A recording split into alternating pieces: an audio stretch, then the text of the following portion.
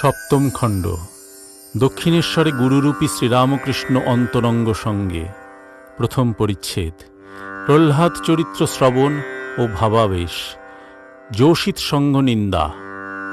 ঠাকুর শ্রীরামকৃষ্ণ দক্ষিণেশ্বরে সেই পূর্ব পরিচিত ঘরে মেজেতে বসিয়া প্রহ্লাদ চরিত্র শুনিতেছেন। বেলা প্রায় 8টা হইবে। শ্রীযুক্ত রামলাল ভক্তমাল গ্রন্থ হইতে প্রহ্লাদ চরিত্র পড়িতেছেন। আজ শনিবার, অগ্রহায়ণ, কৃষ্ণা প্রতিপদ, 15ই ডিসেম্বর 1883 খ্রিস্টাব্দ। মণি দক্ষিণেশ্বরে ঠাকুরের সঙ্গে তাহার পদছায়ায় বাস করিতেছেন। তিনি ঠাকুরের কাছে বসিয়া প্রহ্লাদ চরিত্র শুনিতেছেন। ঘরে শ্রীযুক্ত রাখাল, লাটু, হরিশ কেহ বসিয়া শুনিতেছেন, কেহ যাতায়াত করিতেছেন। হাজরা বারান্দায় আছে। ঠাকুর প্রহ্লাদ চরিত্র কথা শুনিতে শুনিতে ভাবাবিষ্ট হইতেছেন।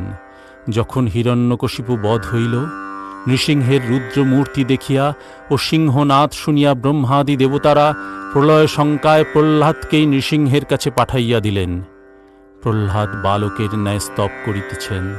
ভক্তবৎসল স্নেহে প্রহ্লাদের গা চাটিতেছেন। ঠাকুর ভাবাবিষ্ট হইয়া বলিতেছেন, আহা আহা, ভক্তের উপর কি ভালোবাসা। বলিতে বলিতে ঠাকুরের ভাব সমাধি হইল। স্পন্দহীন চক্ষের কোণে প্রেমাশ্রু। ভাব উপশমের পর ঠাকুর ছোট খাটখানিতে গিয়া বসিয়াছেন। মণি মেজের উপর তাহার পাদমূলে বসিলেন। ঠাকুর তাহার সঙ্গে কথা কহিতেছেন। ঈশ্বরের পথে থাকিয়া যাহারা স্ত্রী সঙ্গ করে, তাহাদের প্রতি ঠাকুর ক্রোধ ও ঘৃণা প্রকাশ করিতেছেন। শ্রীরামকৃষ্ণ বলিলেন, লজ্জা হয় না? ছেলে হয়ে গেছে, আবার স্ত্রীসঙ্গ ঘৃণা করে না? পশুত্বের মতো ব্যবহার। নাল, রক্ত, মল, মূত্র এসব ঘৃণা করে না? যে ভগবানের পাদপদ্ম চিন্তা করে, তার পরমা সুন্দরী রমণী চিতার ভস্য বলে বোধ হয়। যে শরীর থাকবে না, যার ভিতর কৃমি, ক্লেদ, শ্লেষ্মা, যত প্রকার অপবিত্র জিনিস, সেই শরীর নিয়ে আনন্দ, লজ্জা হয় না? মণি তিরস্কৃত হইয়া চুপ করিয়া হেঁট মুখ হইয়া আছেন। ঠাকুর শ্রীরামকৃষ্ণ আবার বলিতেছেন, তাঁর প্রেমের এক বিন্দু যদি কেউ পায়, কামিনী কাঞ্চন অতি তুচ্ছ বলে বোধ হয়। মিছরির পানা পেলে চিটে গুড়ের পানা তুচ্ছ হয়ে যায়। তাকে ব্যাকুল হয়ে প্রার্থনা করলে, তাঁর নাম গুণ সর্বদা কীর্তন করলে, তাঁর উপর সেই ভালোবাসা ক্রমে হয়। এই বলিয়া ঠাকুর প্রেমোন্মত্ত হইয়া ঘরের মধ্যে নাচিয়া বেড়াইতে লাগিলেন ও গান গাইতে লাগিলেন। সুরধ্বনির তীরে হরি বলে কে, বুঝি প্রেমদাতা নিতাই এসেছে। নিতাই নইলে প্রাণ জুড়াবে কিসে। প্রায় 10টা বাজে। শ্রীযুক্ত রামলাল কালীঘরে মা কালীর নিত্যপূজা সাঙ্গ করিয়াছেন। ঠাকুর মাকে দর্শন করিবার জন্য কালীঘরে যাইতেছেন। মণি সঙ্গে আছেন। মন্দিরে প্রবিষ্ট হইয়া ঠাকুর আসনে উপবিষ্ট হইলেন। 2-1টি ফুল মার চরণে দিলেন। নিজের মাথায় ফুল দিয়া ধ্যান করিতেছেন। এইবার গীতোচ্ছলে মার স্তব করিতেছেন। ভবদ্বারা ভয়হরা নাম শুনেছি তোমার, তাইতে এবার দিয়েছি ভার, তারও তারও না, তারও মা। ঠাকুর কালীঘর হইতে ফিরিয়া আসিয়া তার ঘরের দক্ষিণ পূর্ব বারান্দায় বসিয়াছেন। বেলা 10টা হইবে। এখনও ঠাকুরদের ভোগ ও ভোগারতি হয় নাই। মা কালী ও রাধাকান্তের প্রসাদী মাখন ও ফলমূল হইতে কিছু লইয়া ঠাকুর জলযোগ করিয়াছেন। রাখাল প্রভৃতি ভক্তেরাও কিছু কিছু পাইয়াছেন। ঠাকুরের কাছে বসিয়া রাখাল স্মাইলস সেলফ হেল্প পড়িতেছেন, লর্ড আর্স্কিনের বিষয়। শ্রীরামকৃষ্ণ মাস্টারের প্রতি বলিলেন, ওতে কি বলছে? মাস্টার বলিলেন, সাহেব ফলাকাঙ্ক্ষা না করে কর্তব্য কর্ম করতেন, এই কথা বলছে। নিষ্কাম কর্ম। শ্রীরামকৃষ্ণ, তবে তো বেশ, কিন্তু পূর্ণ জ্ঞানের লক্ষণ একখানাও পুস্তক সঙ্গে থাকবে না।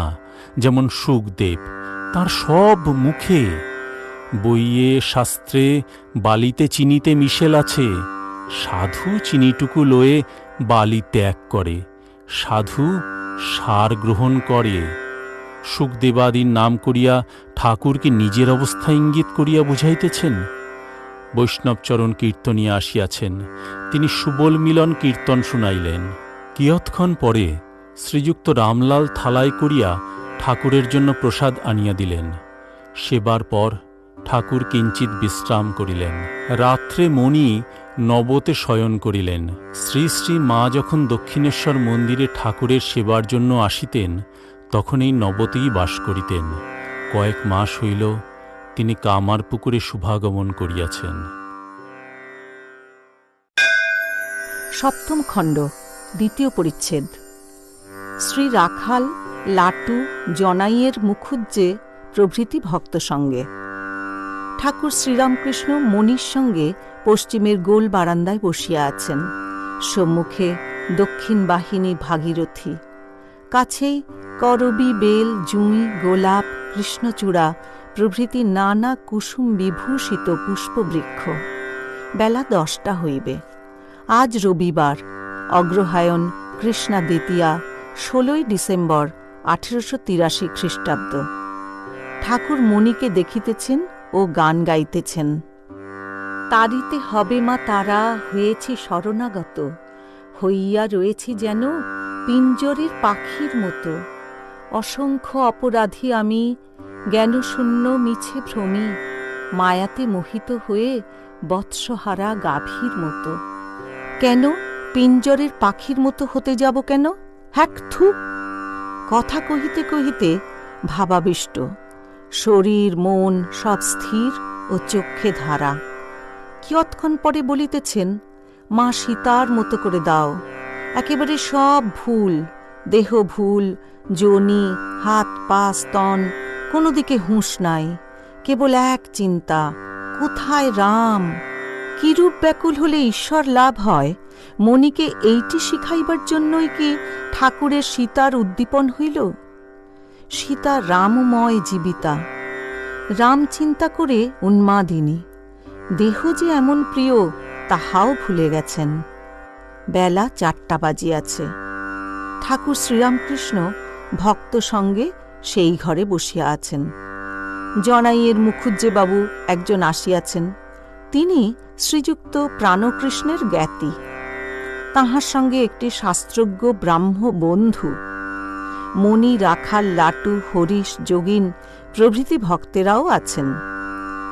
যোগিন দক্ষিণেশ্বরের সাবর্ণ চৌধুরীদের ছেলে। তিনি আজকাল প্রায় প্রত্যহ বৈকালে ঠাকুরকে দর্শন করিতে আসেন ও রাত্রে চলিয়া যান। যোগীর এখনো বিবাহ করেন নাই। মুখুজ্জে, প্রণামান্তর। আপনাকে দর্শন করে বড় আনন্দ হল। শ্রীরামকৃষ্ণ, তিনি সকলের ভিতরই আছেন। সকলের ভিতর সেই সোনা, কোনোখানে বেশি প্রকাশ। সংসারে সোনা অনেক মাটি চাপা। মুখুজ্জে সহাস্যে, মহাশয়, ঐহিক পারত্রিক কি তফাৎ? শ্রীরামকৃষ্ণ, সাধনের সময় নীতি নীতি করে ত্যাগ করতে হয়। তাঁকে লাভের পর বুঝা যায় তিনি সব হয়েছেন। যখন রামচন্দ্রের বৈরাগ্য হল, দশরথ বড় ভাবিত হয়ে বশিষ্ঠ দেবে শরণাগত হলেন, যাতে রাম সংসার ত্যাগ না করেন। বশিষ্ঠ রামচন্দ্রের কাছে গিয়ে দেখেন তিনি বিমনা হয়ে বসে আছেন, অন্তরে তীব্র বৈরাগ্য। বশিষ্ঠ বললেন, রাম, তুমি সংসার ত্যাগ করবে কেন? সংসার কি তিনি ছাড়া? আমার সঙ্গে বিচার করো। রাম দেখলেন সংসার সেই পরব্রহ্ম থেকেই হয়েছে, তাই চুপ করে রহিলেন। যেমন যে জিনিস থেকে ঘোল, সেই জিনিস থেকেই মাখম। তখন ঘোলেরই মাখম, মাখমেরই ঘোল। অনেক কষ্টে মাখম তুললে, অর্থাৎ ব্রহ্মজ্ঞান হল, তখন দেখছ যে মাখম থাকলেই ঘোলও আছে। যেখানে মাখম সেইখানেই ঘোল। ব্রহ্ম আছেন বোধ থাকলেই।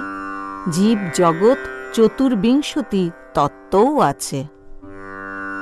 ব্রহ্ম যে কি বস্তু মুখে বলা যায় না।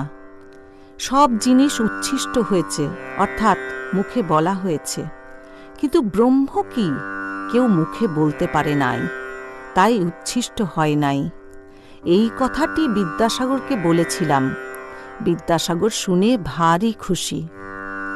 বিষয়বুদ্ধির লেশ থাকলে এই ব্রহ্মজ্ঞান হয় না। কামিনী কাঞ্চন মনে আদৌ থাকবে না, তবে হবে। গিরিরাজকে পার্বতী বললেন, বাবা, ব্রহ্মজ্ঞান যদি চাও তাহলে সাধু সঙ্গ করো। ঠাকুর কি বলছেন, সংসারী লোক বা সন্ন্যাসী যদি কামিনী কাঞ্চন নিয়ে থাকে তাহলে ব্রহ্মজ্ঞান হয় না? শ্রীরামকৃষ্ণ আবার মুখুজ্জেকে সম্বোধন করে বলছেন, তোমাদের ধন ঐশ্বর্য আছে, অথচ ঈশ্বরকে ডাকছ, এ খুব ভালো। গীতায় আছে, যারা যোগভ্রষ্ট তারাই ভক্ত হয়ে ধনীর ঘরে জন্মায়। মুখুজ্জে বন্ধুর প্রতি সহাস্যে, শুচিনাং শ্রীমতাং গেহে যোগভ্রষ্ট অভিজায়তে। শ্রীরামকৃষ্ণ, তিনি মনে করলে জ্ঞানীকে সংসারেও রাখতে পারেন। তাঁর ইচ্ছাতে জীবজগৎ হয়েছে, তিনি ইচ্ছাময়। মুখুজ্জে সহাস্যে, তাঁর আবার ইচ্ছা কি? তাঁর কি কিছু অভাব আছে? শ্রীরামকৃষ্ণ সহাস্যে, তাতেই বা দোষ কি? জল স্থির থাকলেও জল, তরঙ্গ হলেও জল। সাপ চুপ করে কুণ্ডলি পাকিয়ে থাকলেও সাপ, আবার তীর্যক গতি হয়ে এঁকে বেঁকে চললেও সাপ। বাবু যখন চুপ করে আছে তখনও যে ব্যক্তি, যখন কাজ করছে তখনও সেই ব্যক্তি। জীবজগৎকে বাদ দেবে কেমন করে? তাহলে যে ওজনে কম পড়ে। বেলের বিচি খোলা বাদ দিলে সমস্ত বেলের ওজন পাওয়া যায় না। ব্রহ্ম নির্লিপ্ত, বায়ুতে সুগন্ধ দুর্গন্ধ পাওয়া যায়, কিন্তু বায়ু নির্লিপ্ত। ব্রহ্ম আর শক্তি অভেদ, সেই আদ্যাশক্তিতেই জীবজগৎ হয়েছে। মুখুজ্জে, কেন যোগভ্রষ্ট হয়? শ্রীরামকৃষ্ণ, গর্ভে ছিলাম, যোগে ছিলাম, ভূমে পড়ে খেলাম মাটি। ওরে, ধাত্রীতে কেটেছে নাড়ি, মায়ার বেড়ি কিসে কাটি? কামিনী কাঞ্চনী মায়া, মন থেকে ওই দুটি গেলেই যোগ।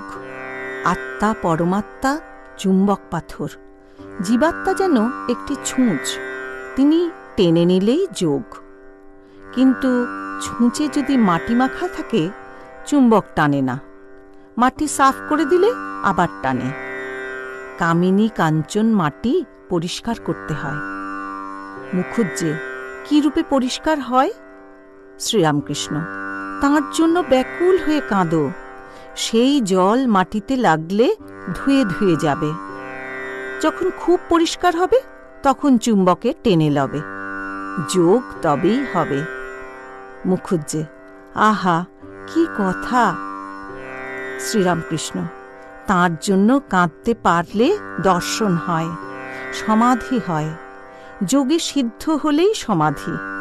কাঁদলে কুম্ভক আপনি হয়, তারপর সমাধি। আর এক আছে ধ্যান। সহস্রারে শিব বিশেষ রূপে আছেন, তাঁর ধ্যান। শরীর সরা, মন বুদ্ধি জল। এই জলে সেই সচ্চিদানন্দ সূর্যের প্রতিবিম্ব পড়ে। সেই প্রতিবিম্ব সূর্যের ধ্যান করতে করতে সত্য সূর্য তাঁর কৃপায় দর্শন হয়। কিন্তু সংসারী লোকে সর্বদাই সাধু সঙ্গ দরকার, সকলেরই দরকার, সন্ন্যাসীরও দরকার, তবে সংসারীদের বিশেষত। রোগ লেগেই আছে, কামিনী কাঞ্চনের মধ্যে সর্বদা থাকতে হয়। মুখুজ্জে, আজ্ঞা, রোগ লেগেই আছে। শ্রীরামকৃষ্ণ, তাঁকে আম্মোক্তারি অর্থাৎ বকলমা দাও, যা হয় তিনি করুন। তুমি বিড়াল ছানার মতো কেবল তাঁকে ডাকো ব্যাকুল হয়ে। তার মা যেখানে তাকে রাখে সে কিছু জানে না, কখনো বিছানার উপর রাখছে, কখনো হেঁসালে। মুখুজ্জে, গীতা প্রভৃতি শাস্ত্র পড়া ভালো। শ্রীরামকৃষ্ণ, শুধু পড়লে শুনলে কি হবে? কেউ দুধ শুনেছে, কেউ দুধ দেখেছে, কেউ খেয়েছে। ঈশ্বরকে দর্শন করা যায়, আবার তাঁর সঙ্গে আলাপ করা যায়। প্রথমে প্রবর্তক, সে পড়ে শুনে, তারপর সাধক, তাঁকে ডাকছে, ধ্যান চিন্তা করছে, নাম গুণ কীর্তন করছে। তারপর সিদ্ধ, তাঁকে বোধে বোধ করছে, দর্শন করছে। তারপর সিদ্ধের সিদ্ধ, যেমন চৈতন্যদেবের অবস্থা, কখনো বাৎসল্য, কখনো মধুর ভাব। মণি, রাখাল, যোগিন, লাটু প্রভৃতি ভক্তেরা এই সকল দেব দুর্লভ তত্ত্বকথা অবাক হইয়া শুনিতেছেন। এইবার মুখুজ্জেরা বিদায় লইবেন। তাহারা প্রণাম করিয়া দাঁড়াইলেন। ঠাকুর যেন তাঁদের সম্মানার্থ উঠিয়া দাঁড়াইলেন। মুখুজ্জে সহাস্যে, আপনার আবার ওঠা বসা। শ্রীরামকৃষ্ণ সহাস্যে, আবার উঠা বসাতেই বা ক্ষতি কি? জল স্থির হলেও জল, আর হেললে দুললেও জল। ঝড়ের এঁটো পাতা হাওয়াতে যেদিকে লয়ে যায়। আমি যন্ত্র, তিনি যন্ত্রী। সপ্তম খণ্ড, তৃতীয় পরিচ্ছেদ। শ্রীরামকৃষ্ণের দর্শন ও বেদান্ত সম্বন্ধে গুচ্ছ ব্যাখ্যা। অদ্বৈতবাদ ও বিশিষ্টাদ্বৈতবাদ। জগৎ কি মিথ্যা? Identity of the undifferentiated and differentiated. জনাইয়ের মুখুজ্জেরা চলিয়া গেলেন। মণি ভাবিতেছেন, বেদান্ত দর্শন মতে সব স্বপ্নবৎ, তবে জীব, জগৎ, আমি, এসব কি মিথ্যা? মণি একটু একটু বেদান্ত দেখিয়াছেন, আবার বেদান্তের অস্ফুট প্রতিধ্বনি কান্ট, হেগেল প্রভৃতি জার্মান পণ্ডিতদের বিচার একটু পড়েছেন। কিন্তু ঠাকুর শ্রীরামকৃষ্ণ দুর্বল মানুষের ন্যায় বিচার করেন নাই। জগন্মাতা তাহাকে সমস্ত দর্শন করাইয়াছেন। মণি তাই ভাবছেন। কিয়ৎক্ষণ পরই ঠাকুর শ্রীরামকৃষ্ণ মণির সহিত একাকী পশ্চিমের গোল বারান্দায় কথা কহিতেছেন। সম্মুখে গঙ্গা কুলকুল রবে দক্ষিণে প্রবাহিত হইতেছে। শীতকাল, সূর্যদেব এখন দেখা যাইতেছে দক্ষিণ পশ্চিম কোণে। যাহার জীবন বেদময়, যাহার শ্রীমুখ নিঃসৃত বাক্য বেদান্ত বাক্য, যাহার শ্রীমুখ দিয়া শ্রী ভগবান কথা কন, যাহার কথামৃত লইয়া বেদ, বেদান্ত, শ্রী ভাগবত গ্রন্থকার ধারণ করে, সেই অহেতুক কৃপা সিন্ধু পুরুষ গুরুরূপ ধারণ করিয়া কথা কহিতেছেন। মণি বলিলেন, জগৎ কি মিথ্যা? শ্রীরামকৃষ্ণ, মিথ্যা কেন? ওসব বিচারের কথা। প্রথমটা নেতি নেতি বিচার করবার সময় তিনি জীব নন, জগৎ নন, চতুর্বিংশতি তত্ত্ব নন হয়ে যায়। এসব স্বপ্নবৎ হয়ে যায়।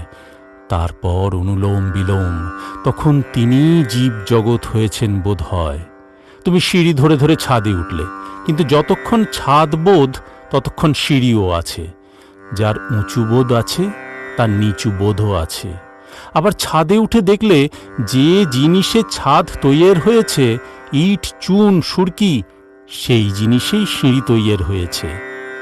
আর যেমন বেলের কথা বলেছি, যার অটল আছে তার টলও আছে। আমি যাবার নয়, আমি ঘট যতক্ষণ রয়েছে ততক্ষণ জীব জগৎ রয়েছে। তাকে লাভ করলে দেখা যায় তিনি জীব জগৎ হয়েছেন, শুধু বিচারে হয় না। শিবের দুই অবস্থা, যখন সমাধিস্থ মহাযোগে বসে আছেন তখন আত্মারাম, আবার যখন সে অবস্থা থেকে নেবে আসেন একটু আমি থাকে তখন রাম রাম করে নৃত্য করেন। ঠাকুর শিবের অবস্থা বর্ণনা করিয়া কি নিজের অবস্থা ইঙ্গিত করিয়া বলিতেছেন? সন্ধ্যা হইল। ঠাকুর জগন্মাতার নাম ও তাহার চিন্তা করিতেছেন। ভক্তেরাও নির্জনে গিয়া যে যার ধ্যানাদি করিতে লাগিলেন। এদিকে ঠাকুর বাড়িতে মা কালীর মন্দিরে, শ্রী শ্রী রাধাকান্তের মন্দিরে ও দ্বাদশ শিব মন্দিরে আরতি হইতে লাগিল। আজ কৃষ্ণপক্ষের দ্বিতীয়া তিথি। সন্ধ্যার কিয়ৎকাল পরে চন্দ্রোদয় হইল। শেয়ালো মন্দির শীর্ষে চতুর্দিকের তরুলতা ও মন্দিরের পশ্চিমে ভাগীরথী বক্ষে পড়িয়া অপূর্ব শোভা ধারণ করিয়াছে। এই সময় সেই পূর্ব পরিচিত ঘরে ঠাকুর শ্রীরামকৃষ্ণ বসিয়া, মণি মেজেতে বসিয়া আছেন। মণি বৈকালে বেদান্ত সম্বন্ধে যে কথার অবতারণা করিয়াছিলেন, ঠাকুর আবার সেই কথাই কহিতেছেন। শ্রীরামকৃষ্ণ মণির প্রতি বলিলেন, জগৎ মিথ্যা কেন হবে? ওসব বিচারের কথা। তাকে দর্শন হলে তখন বোঝা যায় যে তিনিই জীবজগৎ হয়েছেন। আমায় মা কালীঘরে দেখিয়ে দিলেন যে মাই সব হয়েছেন, দেখিয়ে দিলেন সব চিন্ময়, প্রতিমা চিন্ময়, বেদী চিন্ময়, কোষাকুষি চিন্ময়, চৌকাঠ চিন্ময়, মার্বেলের পাথর সব চিন্ময়। ঘরের ভিতর দেখি সব যেন রসে রয়েছে, সচ্চিদানন্দ রসে। কালীঘরের সম্মুখে একজন দুষ্ট লোককে দেখলাম, কিন্তু তারও ভিতরে তার শক্তি জ্বলজ্বল করছে দেখলাম। তাই তো বিড়ালকে ভোগের লুচি খাইয়েছিলাম। দেখলাম মাই সব হয়েছেন, বিড়াল পর্যন্ত। তখন খাজাঞ্চি সেজবাবুকে চিঠি লিখলে যে ভট্টাচার্যি মহাশয় ভোগের লুচি বিড়ালদের খাওয়াচ্ছেন। সেজবাবু আমার অবস্থা বুঝত। পত্রের উত্তরে লিখল, উনি যা করেন তাতে কোনো কথা বলো না। তাঁকে লাভ করলে এইগুলি ঠিক দেখা যায়। তিনি জীব জগৎ চতুর্বিংশতি তত্ত্ব হয়েছেন। তবে যদি তিনি আমি একেবারে পুঁছে দেন, তখন যে কি হয় মুখে বলা যায় না। রামপ্রসাদ যেমন বলেছেন, তখন তুমি ভালো কি আমি ভালো সে তুমিই বুঝবে। সে অবস্থাও আমার এক একবার হয়। বিচার করে একরকম দেখা যায়, আর তিনি যখন দেখিয়ে দেন তখন আরেক রকম দেখা যায়। সপ্তম খণ্ড, চতুর্থ পরিচ্ছেদ। জীবনের উদ্দেশ্য ঈশ্বর দর্শন, উপায় প্রেম। পরদিন সোমবার বেলা ৮টা হইল। ঠাকুর সেই ঘরে বসিয়া আছেন। রাখাল, লাটু প্রভৃতি ভক্তেরাও আছেন। মণি মেজেতে বসিয়া আছেন। শ্রীযুক্ত মধু ডাক্তারও আসিয়াছেন। তিনি ঠাকুরের কাছে সেই ছোট খাটটির উপরেই বসিয়া আছেন। মধু ডাক্তার প্রবীণ। ঠাকুরের অসুখ হইলে প্রায় তিনি আসিয়া দেখেন। বড় রসিক লোক। মণি ঘরে প্রবেশ করিয়া প্রণামান্তর উপবেশন করিলেন। শ্রীরামকৃষ্ণ মণির প্রতি, কথাটা এই, সচ্চিদানন্দে প্রেম। কিরূপ প্রেম? ঈশ্বরকে কিরূপ ভালোবাসতে হবে? গৌরী বলতো, রামকে জানতে গেলে সীতার মতো হতে হয়, ভগবানকে জানতে ভগবতীর মতো হতে হয়। ভগবতী যেমন শিবের জন্য কঠোর তপস্যা করেছিলেন, সেই রূপ তপস্যা করতে হয়। পুরুষকে জানতে গেলে প্রকৃতি ভাব আশ্রয় করতে হয়, সখী ভাব, দাসী ভাব, মাতৃভাব। আমি সীতামূর্তি দর্শন করেছিলাম। দেখলাম সব মনটা রামেতেই রয়েছে। যোনি, হাত, পা, বসন ভূষণ কিছুতেই দৃষ্টি নাই। যেন জীবনটা রামময়। রাম না থাকলে, রামকে না পেলে প্রাণে বাঁচবে না। মণি, আজ্ঞা হাঁ, যেন পাগলিনী। শ্রীরামকৃষ্ণ, উন্মাদিনী? ইয়া, ঈশ্বরকে লাভ করতে গেলে পাগল হতে হয়। কামিনী কাঞ্চনে মন থাকলে হয় না। কামিনীর সঙ্গে রমণ, তাতে কি সুখ? ঈশ্বর দর্শন হলে রমণ সুখের কোটি গুণ আনন্দ হয়।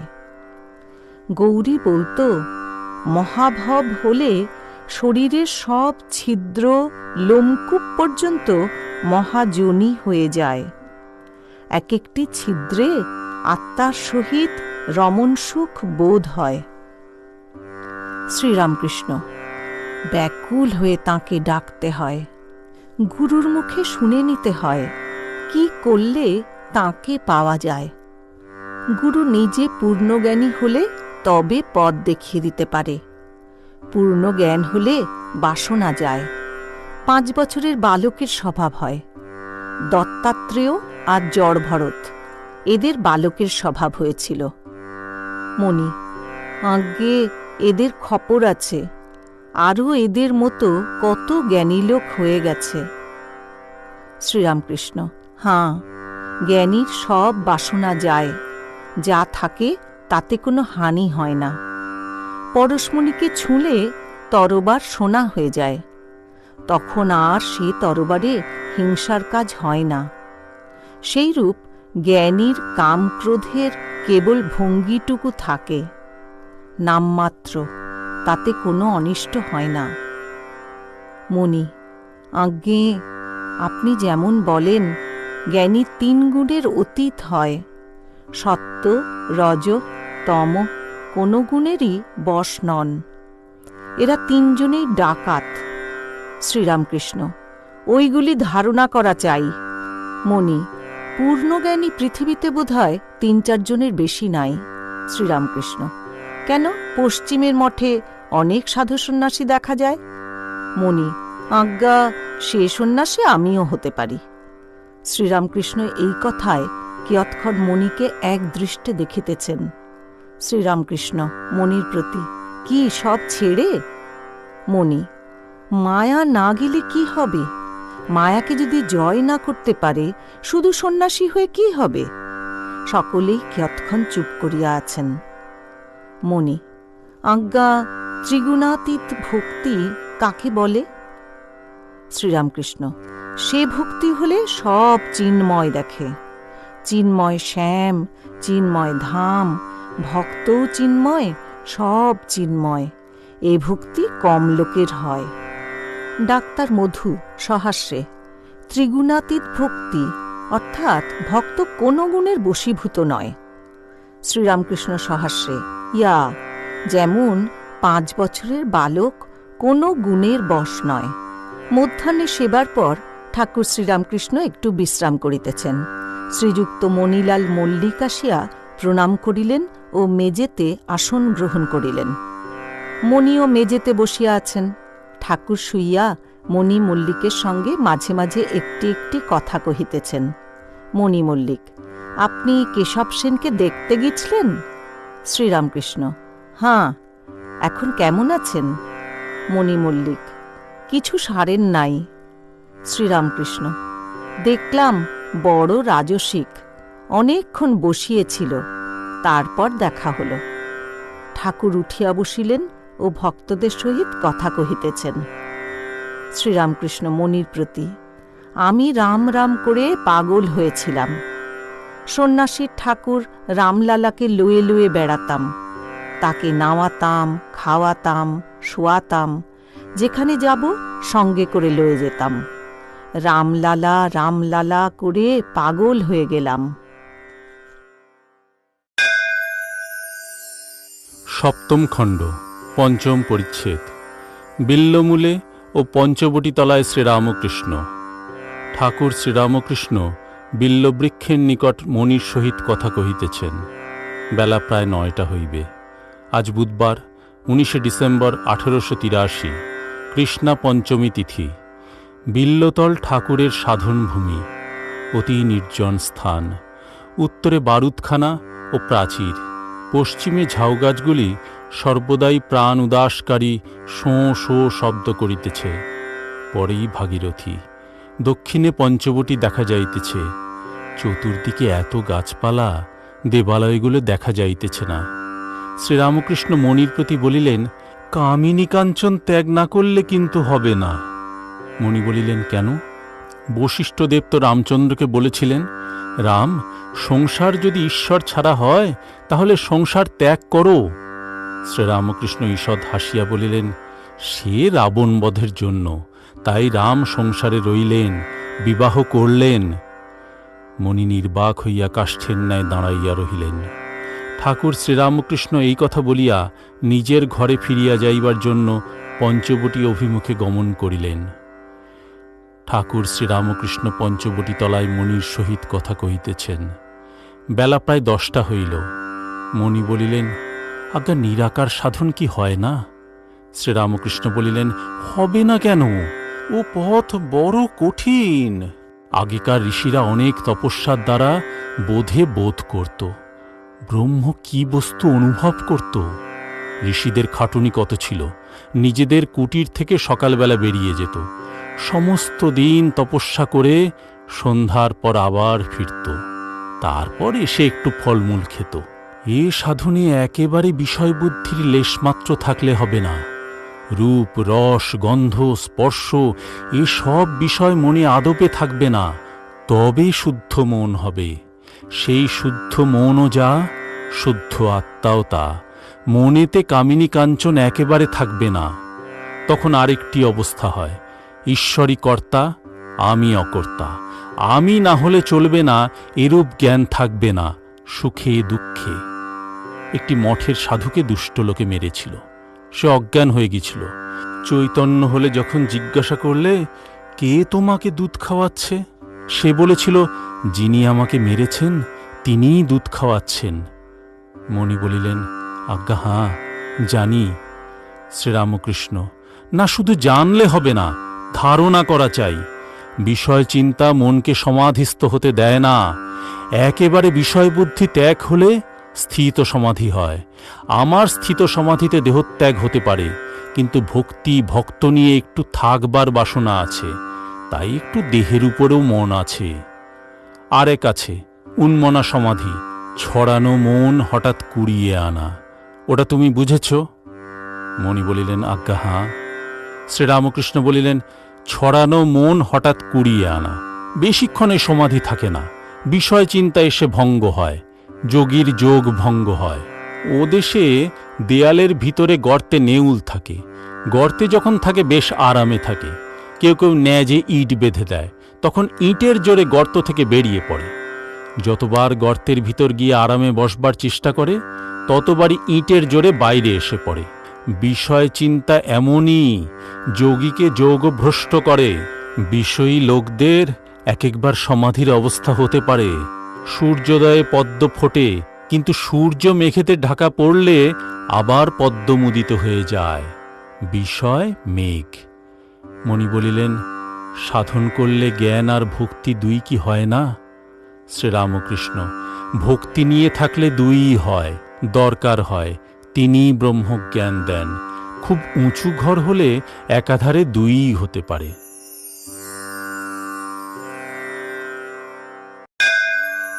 অষ্টম খণ্ড। দক্ষিণেশ্বর মন্দিরে গুরুরূপী শ্রীরামকৃষ্ণ ভক্ত সঙ্গে। প্রথম পরিচ্ছেদ। সমাধি মন্দিরে ঈশ্বর দর্শন ও ঠাকুরের পরমহংস অবস্থা। ঠাকুর শ্রীরামকৃষ্ণ তাঁহার ঘরের দক্ষিণ পূর্বের বারান্দায় রাখাল, লাটু, মণি, হরিশ প্রভৃতি ভক্ত সঙ্গে বসিয়া আছেন। বেলা ৯টা হবে। রবিবার, অগ্রহায়ণ কৃষ্ণা নবমী, 23শে ডিসেম্বর 1883। মণির গুরুগৃহেবাসের আজ 10ম দিবস। শ্রীযুত মনমোহন কোন্নগর হইতে সকালবেলা আসিয়াছেন। ঠাকুরকে দর্শন করিয়া ও কিয়ৎক্ষণ বিশ্রাম করিয়া আবার কলিকাতায় যাইবেন। হাজরাও ঠাকুরের কাছে বসিয়া আছেন। নীলকণ্ঠের দেশের একজন বৈষ্ণব ঠাকুরকে গান শুনাইতেছিলেন। বৈষ্ণব প্রথমে নীলকণ্ঠের গান গাইলেন। শ্রী গৌরাঙ্গ সুন্দর নবনটবর তপ্ত কাঞ্চন কায়, করে স্বরূপ বিভিন্ন লুকাইয়ে চিহ্ন অবতীর্ণ নদিয়ায়। কলিঘোর অন্ধকার বিনাশিতে উন্নত উজ্জ্বল রসপ্রকাশিতে, তিন বাঞ্ছা তিন বস্তু আস্বাদিতে এসেছ তিনেরই দায়। সে তিন পরশে বিরস হরষে দর্শে জগৎ মাতায়। নীলাব্জ হেমাব্জে করিয়া আবৃত লাদিনীর পুরাও দেহ ভেদগত, অধিরূঢ় মহাভাবে বিভাবিত সাত্ত্বিকাদি মিলে যায়। সে ভাব আস্বাদনের জন্য কান্দে নরণ্যে, প্রেমের বন্যে ভেসে ভেসে যায়। নবীন সন্ন্যাসী সুতীর্থ অন্বেষী, কভু নীলাচলে কভু যান কাশী। অযাচকে দেন প্রেম রাশি রাশি, নাহি জাতিভেদ তাই। দ্বিজ নীলকণ্ঠ ভনে এই বাঞ্ছা মনে, কবে বিকাব গৌরের পায়। পরের গানটি মানস পূজা সম্বন্ধে। শ্রীরামকৃষ্ণ হাজরার প্রতি, এ গান কি একরকম লাগল? হাজরা, এ সাধকের নয়, জ্ঞান দ্বীপ, জ্ঞান প্রতিমা। শ্রীরামকৃষ্ণ, আমার কেমন কেমন বোধ হল। আগেকার সব গান ঠিক ঠিক। পঞ্চবটিতে ন্যাংটার কাছে আমি গান গেয়েছিলাম, জীব সাজো সমরে, রণবেশে কাল প্রবেশে তোর ঘরে। আর একটা গান, দোষ কারু নয় গো মা, আমি সখাত সলিলে ডুবে মরি শ্যামা। ন্যাংটা অত জ্ঞানী, মানে না বুঝেই কাঁদতে লাগল। এসব গানে কেমন ঠিক ঠিক কথা। ভাব শ্রীকান্ত নরকান্তকারীরে নিতান্ত কৃতান্ত ভয়ান্ত হবি।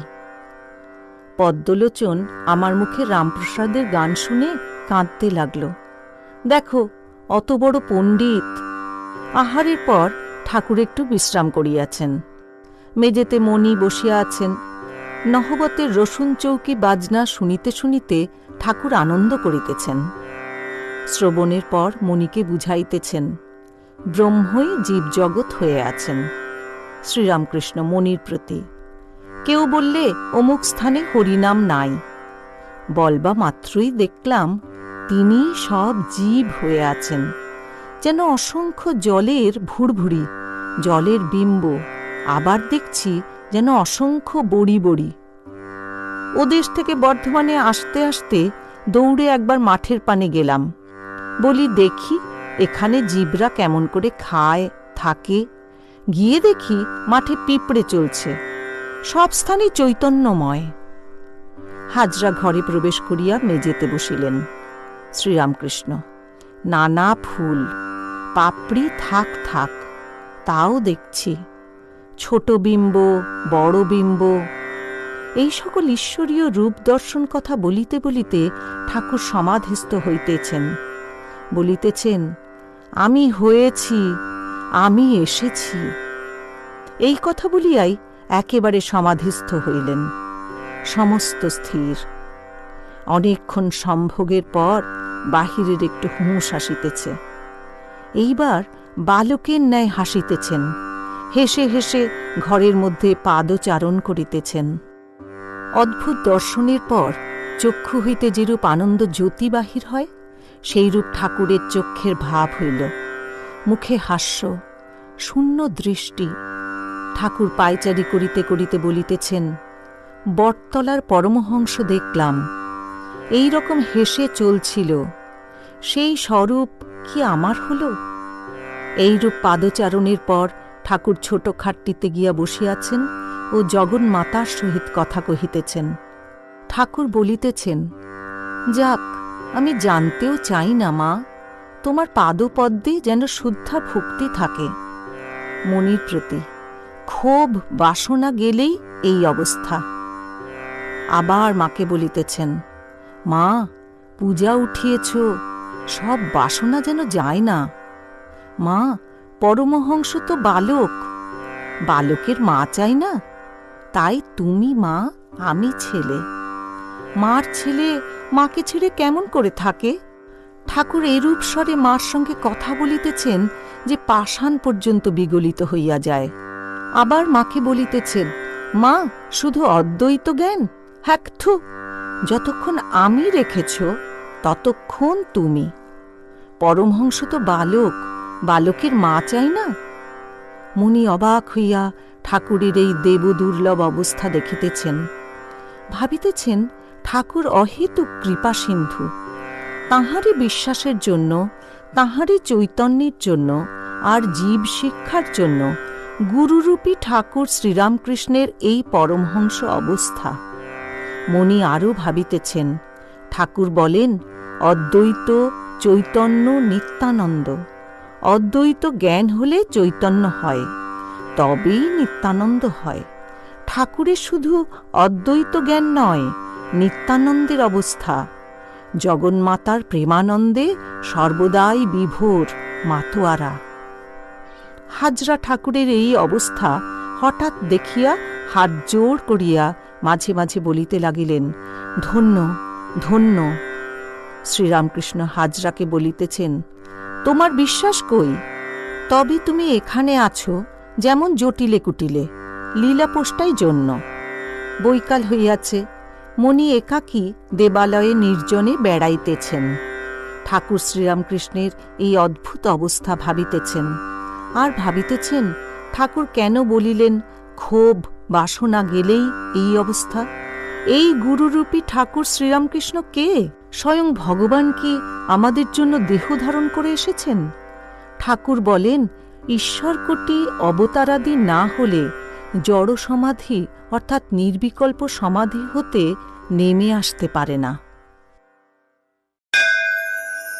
অষ্টম খণ্ড, দ্বিতীয় পরিচ্ছেদ, গুহ্য কথা। আহুস্ত্বাম ঋষয় সর্পে দেবর্ষি নারদস্তথা অশীতো দেবলভ্যাসঃ স্বয়ং চৈব ব্রবীষি মে। পরদিন ঠাকুর শ্রীরামকৃষ্ণ ঝাউতলায় মণির সহিত একাকী কথা কহিতেছেন। বেলা 8টা হইবে। সোমবার, কৃষ্ণপক্ষের দশমী তিথি, 24শে ডিসেম্বর 1883 খ্রিস্টাব্দ। আজ মণির প্রভু সঙ্গে একাদশ দিবস। শীতকাল। সূর্যদেব পূর্বকোণে সবে উঠিয়াছেন। ঝাউতলার পশ্চিম দিকে গঙ্গা বহিয়া যাইতেছে। এখন উত্তর বাহিনী। সবে জোয়ার আসিয়াছে। চতুর্দিকে বৃক্ষলতা। অনতি দূরে সাধনার স্থান সেই বিল্লতরুমূল দেখা যাইতেছে। ঠাকুর পূর্বাশ্ব হইয়া কথা কহিতেছেন।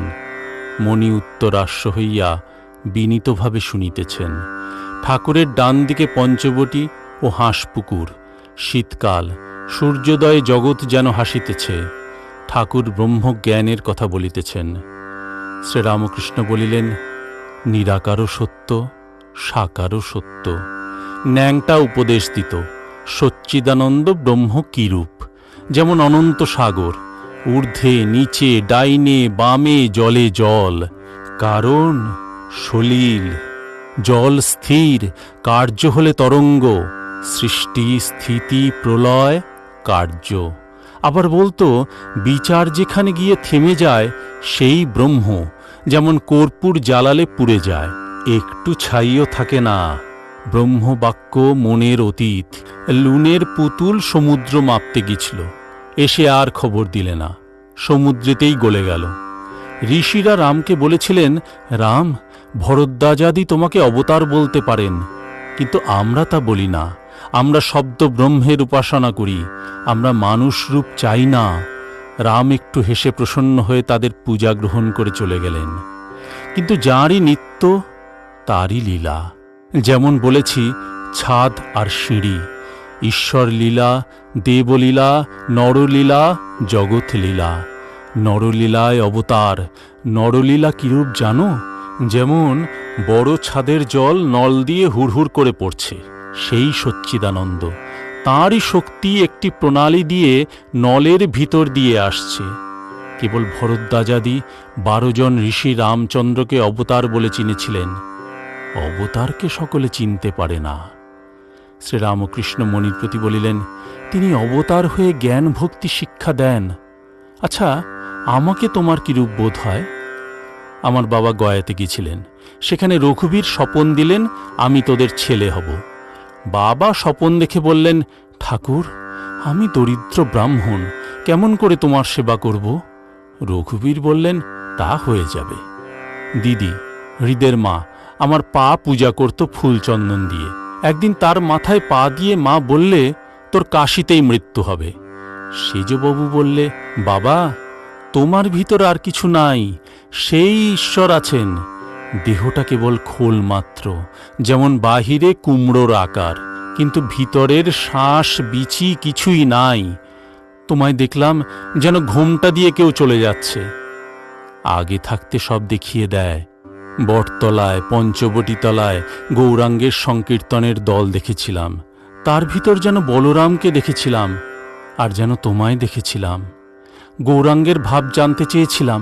ওদেশে শ্যামবাজারে দেখালে, গাছে পাঁচিলে লোক, রাত দিন সঙ্গে সঙ্গে লোক, 7 দিন হাঁকবার জো ছিল না। তখন বললাম, মা, আর কাজ নাই, তাই এখন শান্ত। আরেকবার আসতে হবে, তাই পার্শ্বদের সব জ্ঞান দিচ্ছি না। সহস্যে বলিলেন, তোমাদের যদি সব জ্ঞান দিই, তাহলে তোমরা আর সহজে আমার কাছে আসবে কেন? তোমায় চিনেছি তোমার চৈতন্য ভাগবত পড়া শুনে। তুমি আপনার জন, এক সত্তা, যেমন পিতা আর পুত্র। এখানে সব আসছে যেন কলমির দল, এক জায়গায় টানলে সবটা এসে পড়ে। পরস্পর সব আত্মীয়, যেমন ভাই ভাই। জগন্নাথে রাখাল হরিশ টরিশ গিয়েছে, আর তুমিও গিয়েছ, তা কি আলাদা বাসা হবে? যতদিন এখানে আসো নাই, ততদিন ভুলেছিলে। এখন আপনাকে চিনতে পারবে, তিনি গুরুরূপে এসে জানিয়ে দেন। ন্যাংটা বাঘ আর ছাগলের পালের গল্প বলেছিল। একটা বাঘিনী ছাগলের পাল আক্রমণ করেছিল। একটা ব্যাধ দূর থেকে দেখে ওকে মেরে ফেললে। ওর পেটে ছানা ছিল, সেটা প্রসব হয়ে গেল। সেই ছানাটা ছাগলের সঙ্গে বড় হতে লাগলো। প্রথমে ছাগলদের মায়ের দুধ খায়, তারপর একটু বড় হলে ঘাস খেতে আরম্ভ করলে। আবার ছাগলদের মতো ভ্যা ভ্যা করে। ক্রমে খুব বড় হলো, কিন্তু ঘাস খায় আর ভ্যা ভ্যা করে। কোনো জানোয়ার আক্রমণ করলে ছাগলদের মতো দৌড়ে পালায়। একদিন একটা ভয়ঙ্কর বাঘ ছাগলদের পাল আক্রমণ করলে সে অবাক হয়ে দেখলে যে ওদের ভিতর একটা বাঘ ঘাস খাচ্ছিল। ছাগলদের সঙ্গে সঙ্গে দৌড়ে পালালো। তখন ছাগলদের কিছু না বলে ওই ঘাস খেকো বাঘটাকে ধরলে। সেটা ভ্যা ভ্যা করতে লাগলো আর পালাবার চেষ্টা করতে লাগলো। তখন সে তাকে একটা জলের ধারে টেনে নিয়ে গেল আর বললে, এই জলের ভিতর তোর মুখ দেখ, দেখ, আমারও যেমন হাড়ির মতো মুখ, তোরও তেমনি। তারপর তার মুখে একটু মাংস গুঁজে দিলে। প্রথমে সে কোনো মতে খেতে চায় না, তারপর একটু আস্বাদ পেয়ে খেতে লাগলো। তখন বাঘটা বললে, তুই ছাগলদের সঙ্গে ছিলি আর তুই ওদের মতো ঘাস খাচ্ছিলি, ধিক তোকে। তখন সে লজ্জিত হলো। ঘাস খাওয়া কিনা কামিনী কাঞ্চন নিয়ে থাকা, ছাগলের মতো ভ্যা ভ্যা করে ডাকা আর পালানো, সামান্য জীবের মতো আচরণ করা।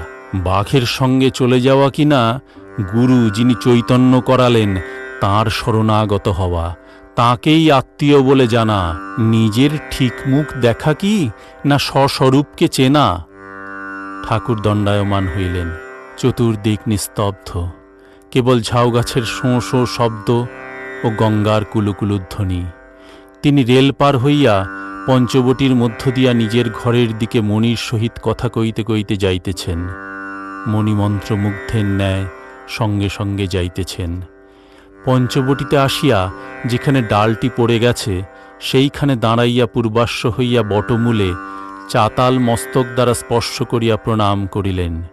এই স্থান সাধনের স্থান। এখানে কত ব্যাকুল হইয়া ক্রন্দন, কত ঈশ্বরীয় রূপ দর্শন আর মার সঙ্গে কত কথা হইয়াছে। তাই কি ঠাকুর এখানে যখন আসেন তখন প্রণাম করেন? বকুলতলা হইয়া নহবতের কাছে আসিয়াছেন মণি সঙ্গে। নহবতের কাছে আসিয়া হাজরাকে দেখিলেন। ঠাকুর তাহাকে বলিতেছেন, বেশি খেও না আর সূচিবাই ছেড়ে দাও। যাদের সূচিবাই তাদের জ্ঞান হয় না। আচার যতটুকু দরকার ততটুকু করবে, বেশি বাড়াবাড়ি করো না। ঠাকুর নিজের ঘরে গিয়া উপবেশন করিলেন।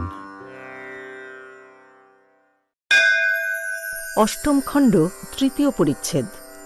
রাখাল রাম, সুরেন্দ্র, লাটু প্রভৃতি ভক্ত সঙ্গে। আহারান্তে ঠাকুর একটু বিশ্রাম করিতেছেন। আজ 24 ডিসেম্বর, বড়দিনের ছুটি আরম্ভ হইয়াছে। কলিকাতা হইতে সুরেন্দ্র, রাম প্রভৃতি ভক্তেরা ক্রমে ক্রমে আসিতেছেন। বেলা 1টা হইবে। মণি একাকী ঝাউতলায় বেড়াইতেছেন। এমন সময় রেলের নিকট দাঁড়াইয়া হরিশ উচ্চৈস্বরে মণিকে বলিতেছেন, প্রভু ডাকছেন, শিব সংহিতা পড়া হবে। শিব সংহিতায় যোগের কথা আছে, ষট চক্রের কথা আছে। মণি ঠাকুরের ঘরে আসিয়া প্রণাম করিয়া উপবেশন করিলেন। ঠাকুর খাটের উপর, ভক্তেরা মেঝের উপর বসিয়া আছেন। শিব সংহিতা এখন আর পড়া হইল না। ঠাকুর নিজেই কথা কহিতেছেন। শ্রীরামকৃষ্ণ। গোপীদের প্রেমাভক্তি। প্রেমাভক্তিতে দুটি জিনিস থাকে, অহংতা আর মমতা। আমি কৃষ্ণকে সেবা না করলে কৃষ্ণের অসুখ হবে, এর নাম অহংতা। এতে ঈশ্বরবোধ থাকে না। মমতা, আমার আমার করা, পাছে পায়ে কিছু আঘাত লাগে। গোপীদের এত মমতা, তাদের সূক্ষ্ম শরীর শ্রীকৃষ্ণের চরণ তলে থাকত। যশোদা বললেন, তোদের চিন্তামণি কৃষ্ণ জানি না, আমার গোপাল। গোপীরাও বলছে, কোথায় আমার প্রাণবল্লভ, আমার হৃদয়বল্লভ? ঈশ্বরবোধ নাই। যেমন ছোট ছেলেরা দেখেছি বলে, আমার বাবা। যদি কেউ বলে, না তোর বাবা নয়, তাহলে বলবে, না আমার বাবা। নরলীলায় অবতারকে ঠিক মানুষের মতো আচরণ করতে হয়। তাই চিনতে পারা কঠিন। মানুষ হয়েছেন তো ঠিক মানুষ, সেই ক্ষুধা তৃষ্ণা, রোগ শোক, কখনো বা ভয়, ঠিক মানুষের মতো। রামচন্দ্র সীতার শোকে কাতর হয়েছিলেন। গোপাল নন্দের জুতো মাথায় করে নিয়ে গিয়েছিলেন, পিঁড়ে বয়ে নিয়ে গিয়েছিলেন। থিয়েটারে সাধু সাজে সাধুর মতো ব্যবহার করবে, যে রাজা সেজেছে তার মতো ব্যবহার করবে না, যা সেজেছে তাই অভিনয় করবে। একজন বহুরূপী সেজেছে, ত্যাগী সাধু। সাজটি ঠিক হয়েছে দেখে বাবুরা একটি টাকা দিতে গেল, সে নিলে না, উহু করে চলে গেল। গা হাত পা ধুয়ে যখন সহজ বেশে এলো, তখন বললে, টাকা দাও। বাবুরা বললে, এই তুমি টাকা নেব না বলে চলে গেলে, আবার টাকা চাইছ? সে বললে, তখন সাধু সেজেছি, টাকা নিতে নাই। তেমনি ঈশ্বর যখন মানুষ হন, ঠিক মানুষের মতো ব্যবহার করেন। বৃন্দাবনে গেলে অনেক লীলার স্থান দেখা যায়। সুরেন্দ্র, আমরা ছুটিতে গিয়েছিলাম, বড় পয়সা দাও করে, দাও দাও করতে লাগলো পাণ্ডারা আর সব। তাদের বললুম, আমরা কাল কলকাতা যাব, বলে সেই দিনই পলায়ন। শ্রীরামকৃষ্ণ, ও কি, ছি ছি, কাল যাব বলে আজ পালানো, ছি। সুরেন্দ্র লজ্জিত হইয়া, বনের মধ্যে মাঝে মাঝে বাবাজিদের দেখেছিলাম, নির্জনে বসে সাধন ভজন করছে। শ্রীরামকৃষ্ণ, বাবাজিদের কিছু দিলে? সুরেন্দ্র, আজ্ঞে না। শ্রীরামকৃষ্ণ, ও ভালো করো নাই, সাধু ভক্তদের কিছু দিতে হয়। যাদের টাকা আছে তাদের অরূপ লোক সামনে পড়লে কিছু দিতে হয়। আমি বৃন্দাবনে গেছিলাম সেজবাবুর সঙ্গে। মথুরার ধ্রুবঘাট যাই দেখলাম, অমনি দপ করে দর্শন হল, বসুদেব কৃষ্ণ কোলে লয়ে যমুনা পার হচ্ছেন। আবার সন্ধ্যার সময় যমুনা পুলিনে বেড়াচ্ছি, বালির উপর ছোট ছোট খোড়ো ঘর, বড় কুল গাছ। গোধূলির সময় গাভীরা গোষ্ঠ থেকে ফিরে আসছে, দেখলাম হেঁটে যমুনা পার হচ্ছে। তারপরেই কতকগুলি রাখাল গাভীদের নিয়ে পার হচ্ছে। যেই দেখা, অমনি কোথায় কৃষ্ণ বলে বেহুশ হয়ে গেলাম। শ্যামকুণ্ড, রাধাকুণ্ড দর্শন করতে ইচ্ছা হয়েছিল, পালকি করে আমায় পাঠিয়ে দিলে। অনেকটা পথ, লুচি জিলিপি পালকির ভিতরে দিলে। মাঠ পার হবার সময় এই ভেবে কাঁদতে লাগলাম, কৃষ্ণ রে, তুই নাই, কিন্তু সেই সব স্থান রয়েছে, সেই মাঠ তুমি গরু চড়াতে। হৃদে রাস্তায় সঙ্গে সঙ্গে পিছনে আসছিল, আমি চোখের জলে ভাসতে লাগলাম। বিয়ারাদের দাঁড়াতে বলতে পারলাম না। শ্যামকুণ্ড, রাধাকুণ্ডতে গিয়ে দেখলাম সাধুরা একটি একটি ঝুপড়ির মতো করেছে, তার ভিতরে পিছন ফিরে সাধন ভজন করছে, পাছে লোকের উপর দৃষ্টিপাত হয়। দ্বাদশ বন দেখবার উপযুক্ত। বঙ্কুবিহারীকে দেখে ভাব হয়েছিল, আমি তাকে ধরতে গেছিলাম। গোবিন্দজিকে 2 বার দেখতে চাইলাম না।